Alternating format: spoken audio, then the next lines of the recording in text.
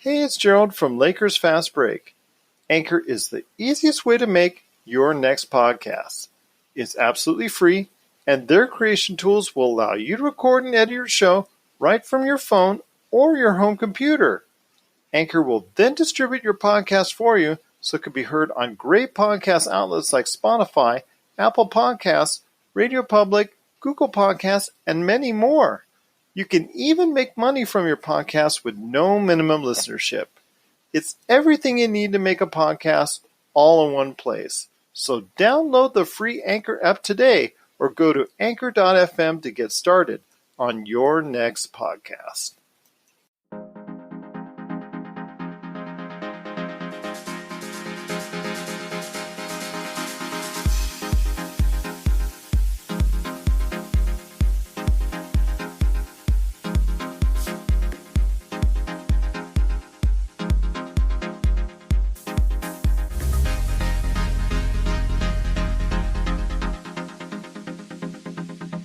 Alright, now we're back for another episode of the Lakers Fast Break podcast. It's Gerald Glassford coming right back at you here from Pop Culture Cosmos, the Lakers Fast Break, Inside Sports Fantasy Football, and Game Source. We truly appreciate everyone out there listening to all of our great shows, and if you can, please give us that 5-star review on Apple Podcasts. It really helps us out, and if you could subscribe, like, share, follow, whatever you can do to help us out here at the Lakers Fast Break, it is truly appreciated.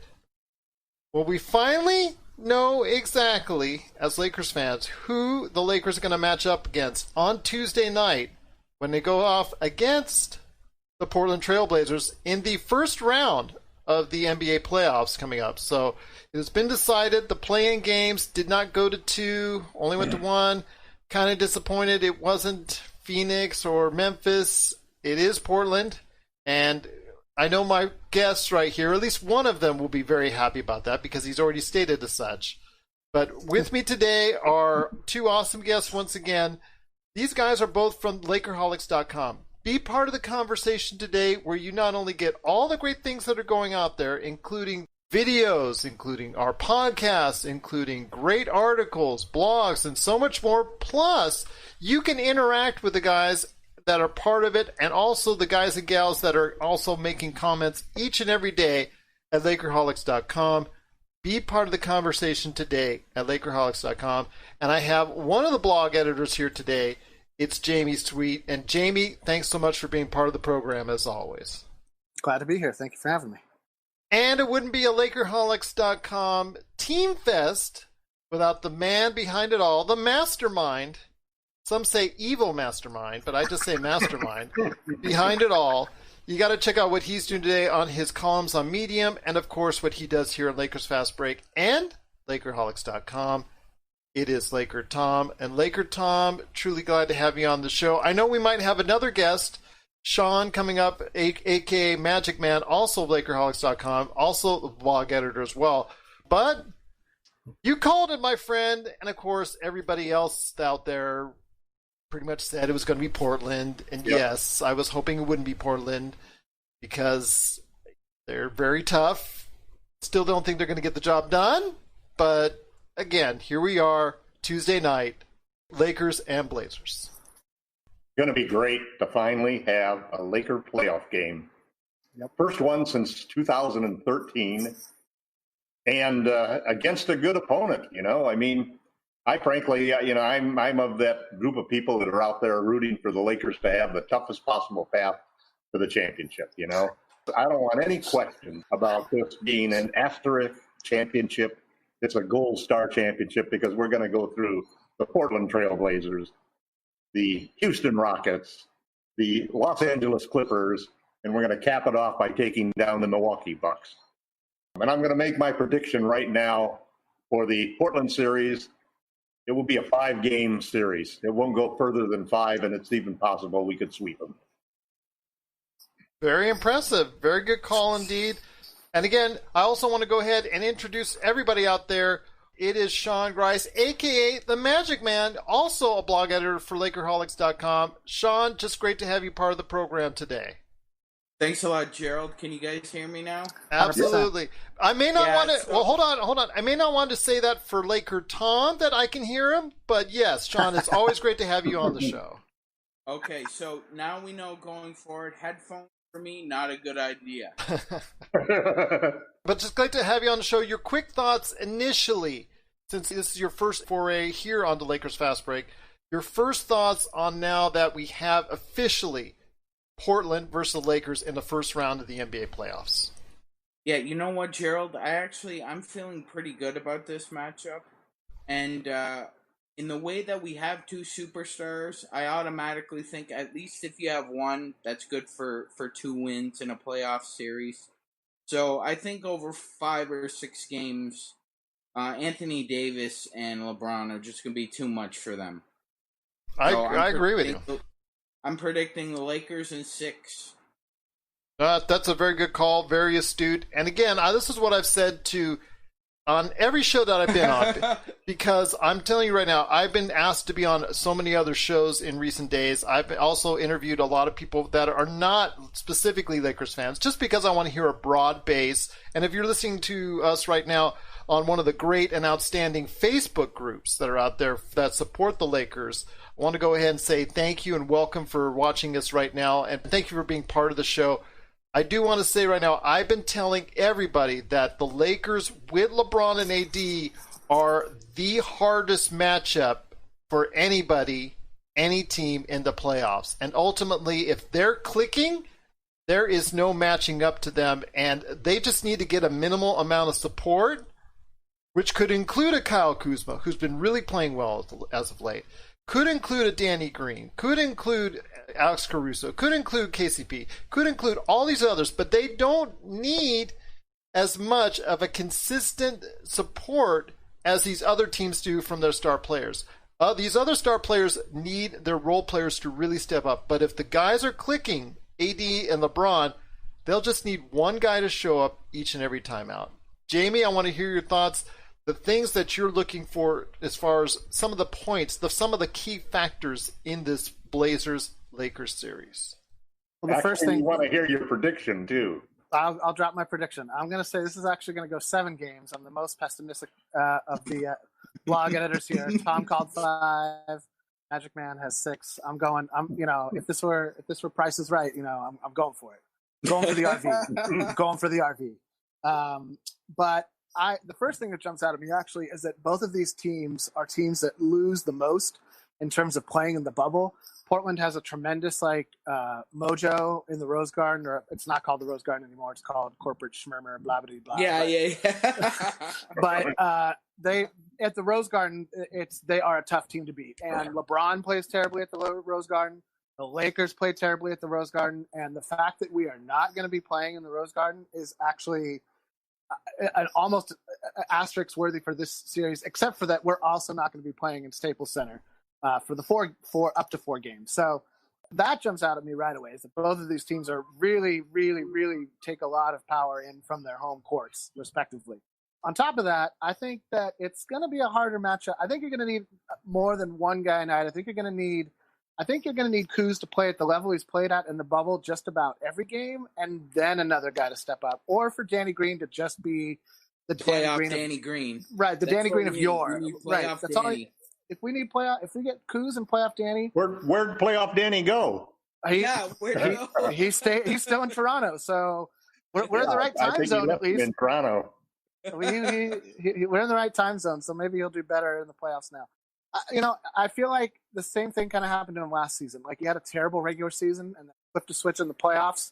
And it's like playoff Rondo, right? Like, some guys, the Danny Greens, the Rondos, they're not like quite the LeBron, right? Like, they're good enough that, like, when you need them, like, they can turn it on. But I would even say, like, a Lou Williams is kind of like this on another team. Like, there's guys out there that they just don't want to bring it for all 82, and it's not that they don't want to play. They just get mentally tired or mentally fatigued or however you want to describe it, and they don't have the same will to rise to the occasion like a Kobe or a LeBron for every game to like deliver. Because I think those guys also know nobody's forking out money to go see Rajon Rondo. People are coming to see LeBron James. So well, if I can, nobody's going to really care if I fill the stat sheet tonight or dunk the ball or just going to make these pass. So I do think that there's a level of that these guys who have been through the playoffs, who have been through a grind of it all, can turn it on to. I just worry about all of those things in these conditions. Like a lot of that, I think, is built off of crowd momentum. Not all of it, but some part of it is built off of like that, the crowd. Like the crowd in any event is part of the event. Like it's part of a human connection. You know, the water molecules are all talking to one another, and it's going to be interesting to see how the playoffs work without that kind of thing. Like it's incredible to watch Damian Lillard, because he's doing it with no crowd. Like he's just doing it. Like he's ridiculous right now. He is one of those superstars who does not require energy osmosis. He is laser focused. It's the same with Kobe. I'm sure everybody remembers that game in the finals with the Greenies, and Chris Rock is just letting loose, and everybody around him is laughing. Kobe could care less. Right. I don't even think Kobe knew Chris Rock was sitting right beside him. So and Dame has that same like laser focus. I don't care that you're talking to me. I don't care what you have to say. He did it to. I personally fear him the most, and I agree with Jamie. I mean, if they do win Game 1, which I think is crucial in this series, it could go 7 games. It's possible. So that's why I think we need to definitely win Game 1. It's a tone setter. This is Raphael from NBADraftJunkies.com, and you are listening to the Lakers Fast Break. Check out what's been going on with the Pop Culture Cosmos Show and the PCC Multiverse. I see the potential for basically like another Netflix kind of paradigm shift where here comes this other major player. They have a ton of resources. Apple could change the way that entertainment is consumed. They say it's the only time this year that you'll have stars from each brand battling each other, and we know it's not going to be the case, but they like to say that, and more power to them, I guess. Well, it's a big first step, bringing all those superheroes together. There were definitely some parts of the movie that I really enjoyed, and then there were some parts that I thought just kind of fell short of expectation. Part of it has to be something to do with how it's being promoted, and this is a thing where audiences do not agree with critics. That's the Pop Culture Cosmos Show. And the PCC Multiverse, every week on Apple Podcasts. And over a dozen of your favorite streaming and podcasting options. Once again, I'm talking to Sean Grice, LakerTom, and Jamie Sweet of LakerHolics.com. Be part of the conversation today at LakerHolics.com, where all these guys put out some great stuff there. Rafael Barlow from NBA Draft Junkies has videos coming up each and every week. Plus, of course, the Lakers Fast Break. You can find new episodes there as well. Once again, be part of the conversation today at LakerHolics.com. Also want to give a big shout out to the Discovery Community Network and RTF Sports Network that I'm going to be hosting a show on very soon in the near future of the Lakers Fast Break. I'm going to go ahead and host a show on their StreamYard coming up here in the next couple days, so I'm looking forward to that. But I want to go ahead right now and delve into this, and I'll start with you, LakerTom. What are the key factors for the Lakers as far as getting that consistent production from people other than Anthony Davis and LeBron? Because Anthony Davis has scored very well and played very well against the Blazers as a member of the Los Angeles Lakers. And LeBron, you know, is LeBron, and he's going to bring his A game. At least he's going to go ahead and make life very, very difficult.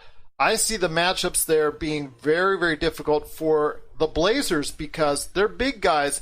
Nurkic and Collins, they're tall, but again, their defense as a whole, their structure with an older Melo, they have not been able to go ahead and handle any kind of offensive structure. They have to outscore their opponents literally each and every time. And this is a theme I've actually seen from several teams that are now currently in the playoff bubble, i.e. Mavericks, and there's several others that have not brought their defense there. The Lakers are one of the few teams, albeit because their offense has been putrid in the bubble so far, but they're one of the few teams to actually have a focus on the defensive side, and that could really be a key coming up in the playoffs. Well, I think that you got to look at the coaching of the team to start with, and Frank Vogel makes his money by playing defense. That's his orientation. That's the structure that he's going to go out there. It permeates everything from his starting lineups to his rotations. When you face a team like Portland, who basically is really a very poor defensive team, does not have the shot blockers or the people who can really contest AD. And then Anthony Davis not only played well against Portland while he was a Laker, you still remember 2 years ago when Portland lost to him 4 straight, and he just really dominated completely the Portland Trailblazers. Along with Rajon Rondo, I posted a tweet a few days ago. Rondo actually had phenomenal stats in 3 games against the Portland Trailblazers this year. So, man, he's right now in the middle. I think he's in the second of his 4-day moratorium he had to do to get back to being eligible to play. I don't think he'll play in the first couple of games, but I suspect he'll be a factor in the playoffs. I tend to think what Gerald was saying earlier is really the story of this particular playoff. I don't think it's really going to hinge on a role player. I think it's going to hinge on how well LeBron and AD play. Davis is going to be unstoppable against those guys, and unless he turns around and has a game like a couple of the games that he had in the bubble where he scored less than 10 points and didn't seem to be very aggressive at all, I don't think that's a situation. I've always felt that the Lakers, LeBron James, and Anthony Davis, the legacy for all 3 of those is really riding on doing a great job in this playoffs. You fail to come through in these playoffs, and the way the team approaches the next offseason is going to be dramatically different than if you win.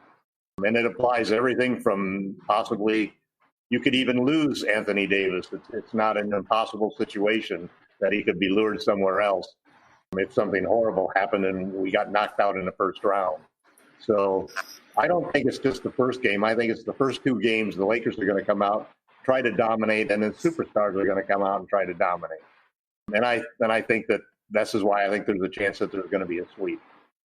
I think the big problem that the Blazers have is that they're going to go through periods where they're unable to stop the other team from scoring. They just don't have the defensive chops. They're also, I think, there's going to be a tremendous pressure on them. They've gotten to where they are now by winning a lot of very close games in the clutch. Some games decided by strange bounces where a ball goes up like Don Nelson's famous shot against the Lakers. It goes up 10 feet in the air and comes down for a 3-pointer. I think the Lakers have got to be careful not to foul him, not to put him to the line. I think we're going to see a lot of the double teaming and surprise double teaming that we've seen the Lakers use against both Dame and in the second round, we'll probably use the same thing against James Harden. We're going to see a lot of defensive changes and a lot of switches. I think Kuzma is going to become a big factor because the way that he defended Harden tells me that there will be moments in the game when he's going to be playing essentially the 2. If you can, you play what you can defend in the NBA, and he's showing a proclivity to be able to defend shooting guards, big shooting guards. And I think that could be a real factor, that there are going to be moments when Kuzma is a logical guy to stop Dame Lillard. And then I think Anthony Davis's defense and LeBron James' defense. The way LeBron finished off that game against the Rockets, where he basically was able to shut down 2 guys in a row. He's played intense defense and he actually has a higher defensive rating for the season than Anthony Davis does. To me, he's the first. We've got 2 first-team all-defensive players. We've got a lot of other guys who have good skills. I don't think our weakness is having a big wing defender to guard the Kawhi Leonards, Paul Georges, bigger guys like that. But Kuzma, if he can fill that slot, is going to make a big difference, maybe even more so than his excellent play on offense. He's become, for somebody who's traded him probably more times than anybody else on this podcast, for sure, he's almost untradeable. Every week. Time. Sean, I wanted to go ahead and ask you real quick. One of the things I had suggested in the past few days is that Tom and I had talked about a 10-man rotation before, but on my latest podcast that I had after the last game that the Lakers had, I suggested that for the playoffs, they may consider going down to a 8 or 7.5 man rotation. And when I mean 7.5, that means someone is not going to be playing the second half, i.e. a Rajon Rondo, i.e. a Dwight Howard, Deion Waiters, somebody's going to get some burn in the first half, but not in the second. So you're shorting your rotations down. So you go ahead and you ask your frontline players to go ahead and do more. Is this something you could see happening more and more as we get into the playoffs, or even right away against the Portland Trailblazers? Absolutely, Gerald. And wow, great minds think alike. I was thinking the same thing today watching the game. And I was paying a lot of attention to Gary Trent, who's been shooting lights out for the Blazers during the bubble. And it occurred to me that the one guy who Frank Vogel can count on to shoot the ball is Quinn Cook. So it wouldn't surprise me at all if Frank Vogel put Quinn Cook in there for some instant offense and an outside shot for AD and LeBron. And in the second half, he could automatically go to a Dion Waiters and completely throw Terry Stotts in rotation hell, so to speak, because did anyone else notice that Nurkic looked really tired today? That's a common theme. I'm just going to tell you right now, that's a common thing. He did come from overseas. I know he did, yeah. And I do want to actually pay respects to his family, because I know his grandmother has passed away in the past 24 hours from the effects of the coronavirus. So my thoughts and respects go out to his family.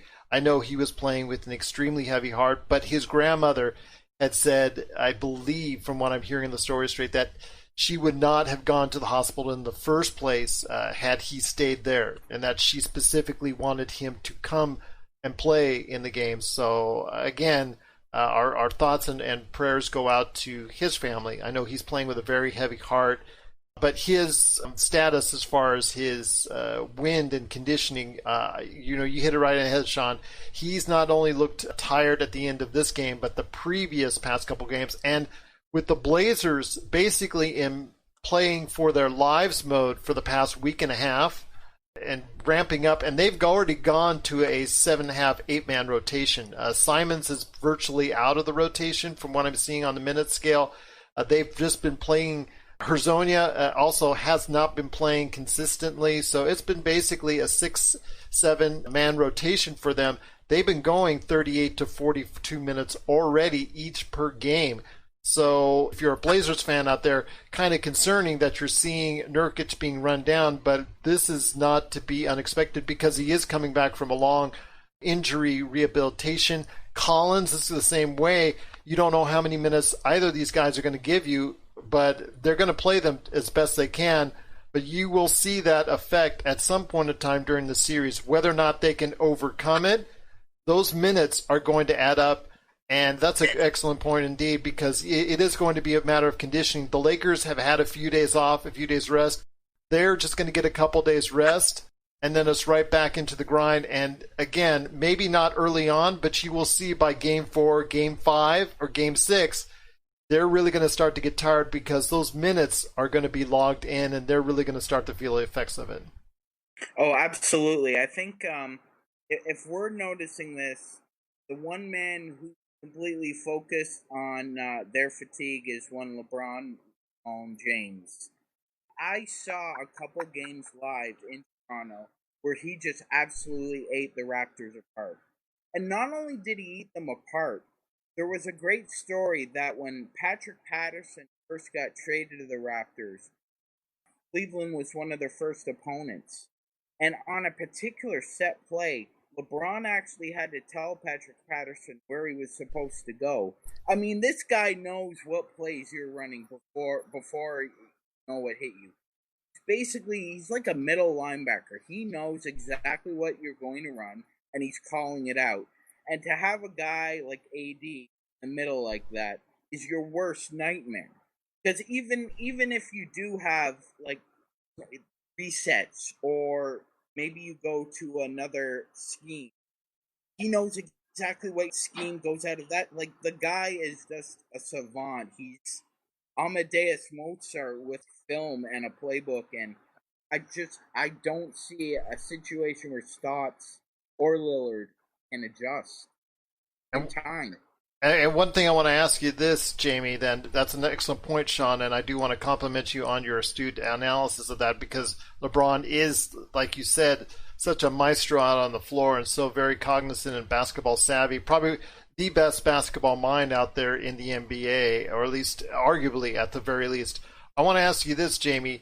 You know, the situation is you can't match up guards with guards when it comes to the Lakers and Blazers. Obviously, the Blazers have an advantage there. But, again, it comes to the point where can you effectively, on defense, utilize your sides? Because one of the things that the Lakers do have are tall guards to throw at both of those guards, CJ and Damian Lillard. And I want to ask you this.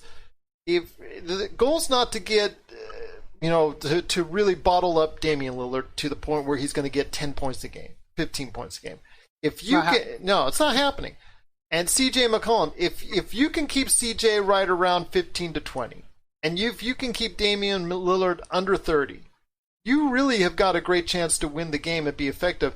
And putting taller guards out there, not giving them room to shoot, I think is a key to whether or not the Lakers will go ahead and oust them earlier or oust them later. What are your thoughts, Jamie? Agreed. I think that, when we were talking about defense, I don't think any one player is going to stop Damian Lillard. It's like saying any one player is going to stop Kobe. Right, exactly. Same with LeBron, same with AD. So putting Kuz or putting Danny Green or putting Caruso or putting anyone won't stop him. But I think you're right. I think the key is make everybody else work. Keep Melo under 15. Keep McCollum under 15. Don't let Nurkic go off for like a high double-double, rebounds, maybe, because he's a slick passing big man. There was a reason that, that it was a big deal when Denver kept Jokic over Nurkic, which was always a funny thing for them when they had both the icks. But, at the time when they traded Nurkic, he was the quote-unquote better of the two. And obviously, there was a reason that they parted ways because they saw what Joker had to offer. But point being is that I feel like there's a lot of, and like you mentioned, Gary Trent is killing it in the bubble right now. So it's going to be. I would almost be fine with Lillard scoring 40 a game if you could keep everybody else I want to say under 20, but I would say like between 15 and 18. And if you have everybody has to work for those points. If it's easy points for people, if it's an up and down game, which is definitely going to favor everything Portland wants to do. They're in a groove. I feel you on the minutes thing, but it looks like they're ready to play that type of game and to carry it forward. Now, how deep into the playoffs is always sort of the question with Portland, because you do see them when they get to the conference finals, game before the conference finals, Dame finally starts to wear out. CJ McCollum is solid, but he's not on his level. And, the rest of the team, if they can't the farther into the playoffs you go, the more the team has to pick you up. And it was the same with Kobe, right? Like Kobe used to be brilliant in the first two rounds of the playoffs. And then you would see him start to kind of get a little tired at times and look for Lamar, look for Powell, look for Shaq, look for anybody else to make a bucket every once in a while, like somebody. So that's, I feel like, going to be, can our defense make it hard for the entire team to score, to get their normal slate of points? And if anybody's going off, I think we're going to be in big trouble, because after AD and LeBron, and even, as well as AD's played against the Blazers, he has not played well in the bubble. He is very up and down right now in the bubble. He's brilliant one game and then just completely MIA the next. And that's a little worrisome because there's not another guy after that. Kuz is game to try, but there's just no comparison between Kuz and AD. So I can see a world where, I think Sean's right. I think if the Lakers win game one, stymie the momentum of the Trailblazers a little bit, and give them things to think about matchup-wise that they don't really have an answer to. I don't really think Portland has a great answer for Dwight. No, they don't. They don't have. There's a lot of teams that don't have a great answer for Dwight, and that's where I think, Gerald, your point about a 7.5 man rotation could be spot on. I think JaVale McGee is going to start just about every game unless we play Houston, right? Unless we play Houston, I could see him starting every single game. Mm-hmm. But then I can see him not playing at all after the first 12, 14 minutes of the ball game. And then it's Dwight and AD and Kuz, or maybe even a little small ball around AD, somebody else at center. And that's the rest of the last, 2.5, 3 quarters of basketball. I think that we have to just keep the rest of the team down. Damian Lillard is going to get 40 points. He's gonna do it. He's on fire. He knows how to get to the line. He knows where he can shoot the ball from half court in. Like it's he's gonna get his points. But if he gets 40 points on like 35, 38 shots, I'm cool with that. If he gets 40 points on 25, 28 shots, that's going to start to be a problem because that's going to be pretty efficient, and our big guys won't be having rebounds to get, which generates our fast break. Our defense and our rebounding is what generates our points, more so than our half court offense, which is, what's LeBron going to do? And that's what I find worrisome in the bubble because, again, like the great players, everybody siphons a little bit from the crowd, and like it's going to be very interesting to see how these playoffs play out. We're signaling the ref for a quick timeout, but we'll be back with more of the Lakers Fast Break podcast. Hey Lakers fans, looking for the best place to go for up-to-date news, information, original videos, articles, podcasts, opinion pieces, and discussions about the Los Angeles Lakers? Well, look no further than LakerHolics.com. With a legion of followers always there talking about everything Lakers and the NBA, there's no better place to go to share your fandom as the team heads toward another championship run. So stop by and be part of the conversation today at LakerHolics.com. Once again, I'm speaking to LakerTom, Sean Grice, and Jamie Sweet of LakerHolics.com. Everybody on Facebook Live is now checking out all the great things that are there and available at LakerHolics.com, including, again, a lot of articles, a lot of opinions, a lot of podcasts, a lot of videos from our good friend Rafael Barlow from the NBA Draft Junkies. You can see podcasts that are available from the Lakers Fast Break, aka me, and so much more. It's now available at LakerHolics.com. But before we head on out, I know he's been itching to say a lot more. I've been seeing him in his chair for the past 10, 15 minutes while Sean and Jamie got a chance to speak. And I know he's been just going back and forth, itching to say something. So I want to go ahead and make sure before we go ahead and talk to you guys about what's going on with LakerHolics.com and what you're looking forward to go ahead and providing for that platform. LakerTom, I know you have some thoughts. I guess some final thoughts on the Lakers-Blazers series as we head into Tuesday's playoff matchup. Well, taking off on a couple of things that Sean and Jamie brought up, I think that the Blazers are going to go into this series with very close to being exhausted at this point in time. They've really had survival games one after another, and very close games at the end that they lucked out and won in order to get into the play-in tournament, in order to get the number 8 seed. And they're going to run into a team that is a lot better than the teams that they've been fighting to get here for. There's going to be a wear and tear both mentally and physically that is going to make it very hard for them to really put together great performances. Secondly, I also think that it all comes down to defense in the playoffs because things are going to slow down a lot. You saw Portland being making shots, very difficult shots. Those shots aren't going to fall as much when you got good defense playing against you. And the Lakers, despite a few problems that they've had defensively, still ranked as one of the top 3 defenses in the league.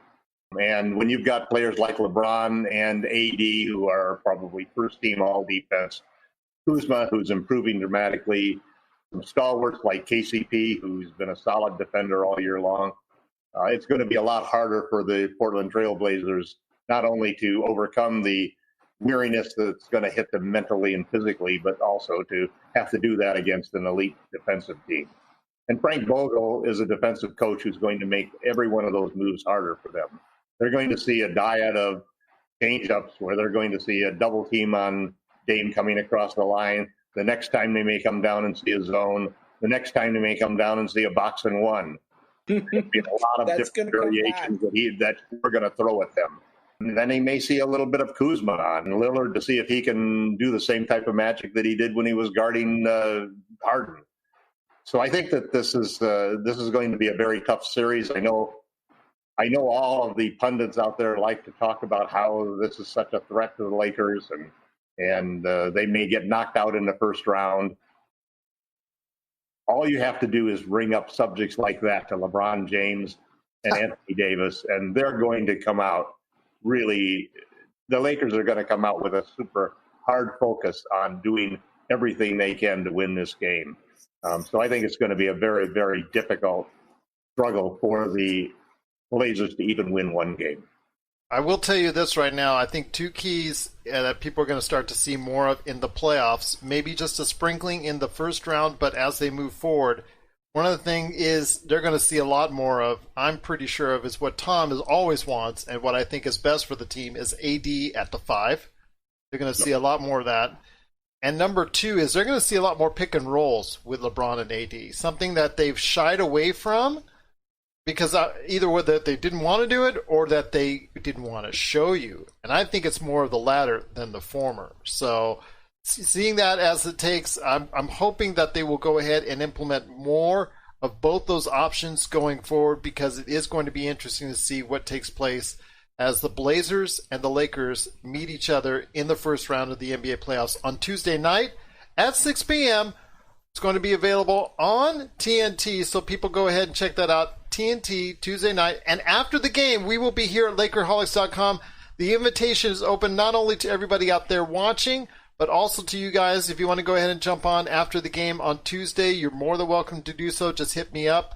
LakerTom will be, I'm ready to go, Gerald. I'm ready to talk. So, he'll be right there for you. And I'm hoping everybody else that's out there on all of our platforms that we're on. Win or lose, man. Yes, win or lose. But I'm hoping everybody else that's on all of our platforms. And again, thank you so much to all the Lakers Facebook groups that are actually watching us now, that allowed us to be on their platforms. We cannot thank you enough for doing so. That's thousands and thousands of available consumers that could go ahead and watch us right now, so we truly appreciate it. All the other podcast groups that are allowing us to go ahead and do so, we thank you so much. And again, we'll be here Tuesday night after the Lakers game, also on the Lakers Fast Break Facebook page, also the YouTube channel, Lakers Fast Break. You can always find us there, at Lakers Fast Break on Twitter, LakersFastBreak@yahoo.com if you have any questions. LakerTom, is at LakerTom on Twitter. Jamie Sweet, you got a best place for people to talk to you at?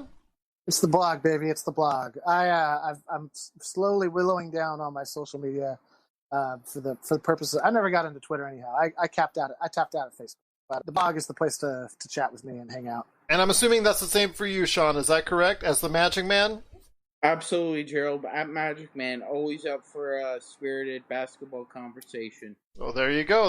Well, again, the red carpet is open, you guys, not only on Tuesday night, but at any point in time, just hit me up. Always want to have you guys on to hear your thoughts on the NBA scene, whether it's after a game or whether it's in between games or what have you. I know people out there that listen to us at the Lakers Fast Break hear shows constantly on our network, so we truly appreciate everybody out there that's giving us a chance and giving us a listen or a watch each and every time out. But before we head on out, guys, you got to tell me what you're working on for LakerHolics.com so we can get people to go ahead and stop by and be part of the conversation at LakerHolics.com. Sean, I'll start with you. What you got cooking up for us right there at LakerHolics.com? Yeah, so right now I'm digging into the playoff preview, and I'm watching a lot of film right now. A couple of interesting things are popping up, so I hope people can come by and give it a read. There you go. Jamie? Got 5 things I'm working on that's also kind of a playoff preview, just things that Lakers are going to have to either nip in the bud or improve upon or execute better than they've shown that they've been able to execute consistently in the bubble. Some of that's due to the experimental nature of the lineups Frank was trotting out and that we clinched so early, so I'm hopeful that some of the concerning trends that we've seen on the court will be eliminated when we're less experimental and more fundamental. But maybe just some 5 things, chatting a little bit. It's a fun place to hang out and talk Lakers, and just, it's exciting that the Lakers are in the playoffs. I mean, it's a shame that it's all kind of been how it worked out this year, for a lot of reasons that we don't need to get into, but it's just nothing can dim the excitement that the Lakers are back in the playoffs. They've got a great chance to do some damage. As good as any other team, I feel like, if not better than most teams, and that is good news. And I couldn't say any better myself, Jamie. I mean, this has been a wild ride, This has been the wildest ride ever for Lakers fans. The ups and downs, and I've said it before on the show. Dude. This has been a roller coaster unlike Laker fans have ever been a part of, or this organization known as the Los Angeles Lakers have ever been a part of. But LakerTom, before we head on out, what you got cooking? I know you've always got something cooking, whether it's a crazy trade, but I know you're putting that off right now. And I know you're putting off every other thing as far as the draft. What you got cooking up for Lakers fans at LakerHolics? I'm working obviously on my version of the preview of the Portland series. The title of that is basically that the Portland Trailblazers are exactly what the Lakers need in the first round. I just also published 2 articles. Both of them, one of them is on offense and one of them on defense, and they both focus on the strategic moves that Frank Vogel should be thinking about making defensively and offensively in the playoffs. Things like having LeBron James maybe hunt out Damian Lillard and have him guard him every single time down the court. Things of that nature, so that these are the little adjustments that can all of a sudden turn what many people think is a close series into a rout. And I think that's what's going to happen with the Lakers. Defensively and offensively, I think we're going to see some great adjustments. And if you want to have some great conversations on exactly what those strategies should be that Frank Vogel and his coaching staff are working on, LakerHolics.com is the perfect place to stop by and have those conversations. Foul trouble could be a key, but it works both ways, my friend. It works both ways. Well, once again, guys, I truly appreciate it. Once again, Sean Grice, a.k.a. MagicMan. Thank you very much, Gerald. Oh, no, thank you for being part of today's show. Always got to watch out and see what the MagicMan's up to at LakerHolics.com. Jamie Sweet, he's always there with 5 things. There's no better place to go see 5 things about the Los Angeles Lakers than what Jamie Sweet has to offer at LakerHolics.com. And of course, you know, LakerTom has always got something to say about the Los Angeles Lakers and the NBA at LakerHolics.com. Be part of the conversation today at LakerHolics.com. You'll be glad you did. And I'm looking forward to a great series, guys. I'm looking forward to a lot of fun. We can talk Lakers playoffs once again. That's a great thing to say after so many years out. It's just such a wild ride this year. So many ups, so many downs, so many highs, so many lows. But right now, we move on to better things, greater things. The playoffs are here. And I'm so glad you guys are part of it. And I'm so glad that everyone out there is listening and watching us during the playoffs. Stay tuned to us right here at the Lakers Fast Break Podcast.